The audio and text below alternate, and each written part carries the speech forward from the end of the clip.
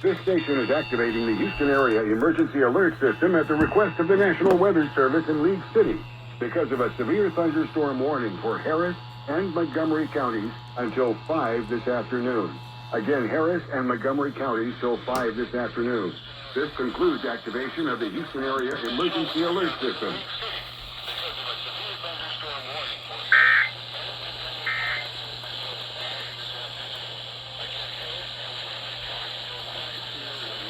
Alert system at the request of the National Weather Service in League City because of a severe thunderstorm warning for Harris and Montgomery counties until 5 this afternoon.